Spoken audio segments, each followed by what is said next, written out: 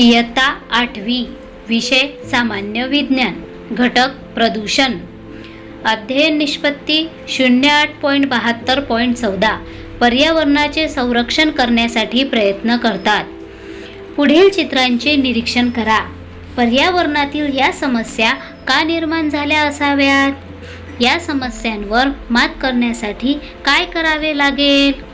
माणसाच्या निसर्गातील हस्तक्षेपामुळे पृथ्वीवर अनेक समस्या निर्माण झाल्या आहेत।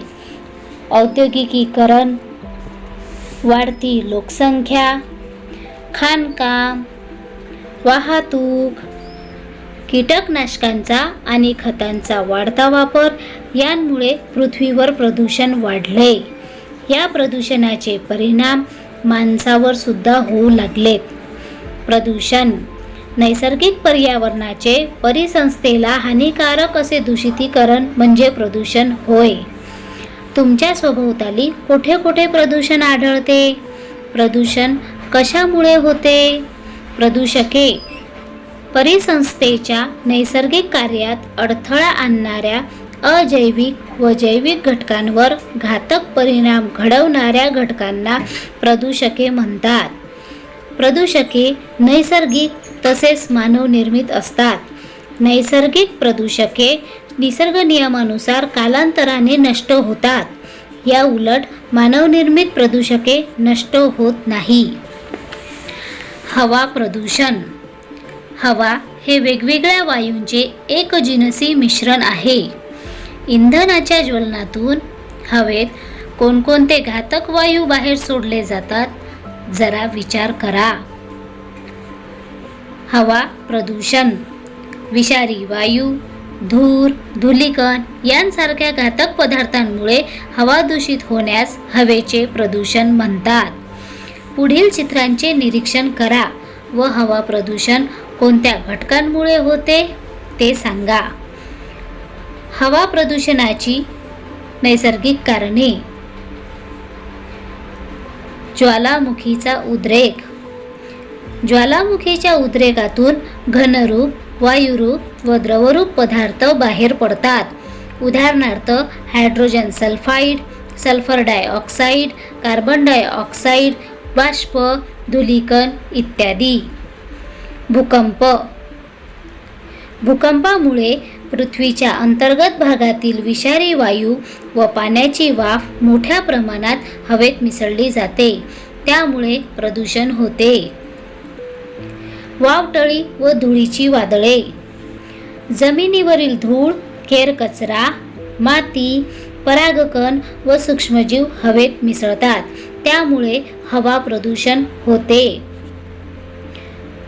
वणवे आपणा सर्वांना माहीतच आहे, वणव्यामुळे carbon dioxide, sulphur dioxide, hydrogen sulphide, carbon monoxide व धूर मोठ्या प्रमाणात हवेमध्ये मिसळला जातो, त्यामुळे हवा प्रदूषण होते।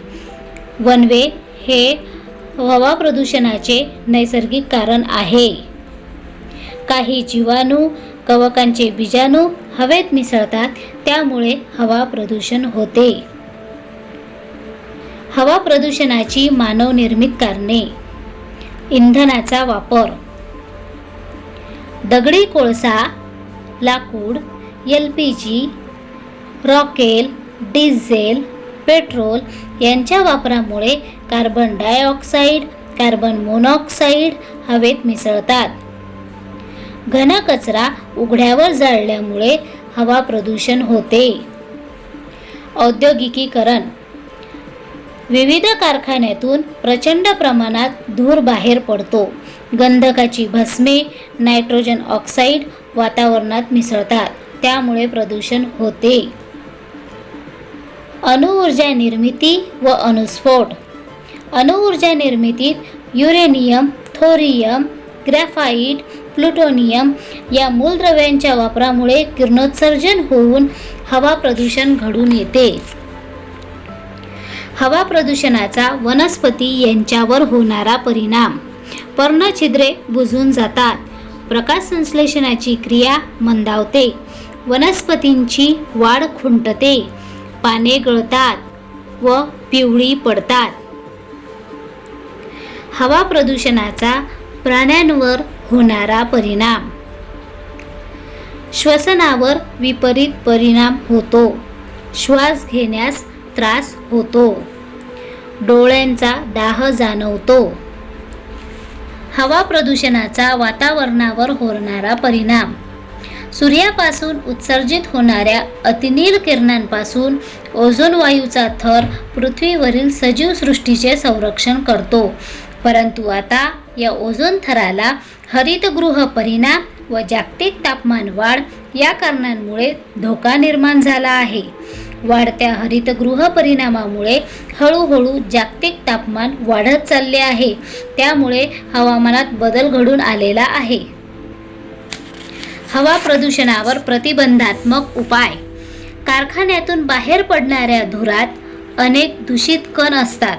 हवा प्रदूषण नियंत्रित करणाऱ्या यंत्रणेचा वापर बंधनकारक करावा.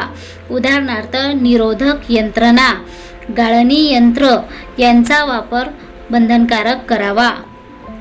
शहरातील दुर्गंध पसरविणाऱ्या कचऱ्याची योग्य विल्हेवाट लावावी. आण्विक चाचण्या, रासायनिक अस्त्रे यांच्या वापरावर योग्य नियंत्रण असावे. CFC निर्मितीवर बंधने आणावीत. आठवड्यातून किमान एक दिवस तरी सायकल डे किंवा वॉकिंग डे ठरवावा.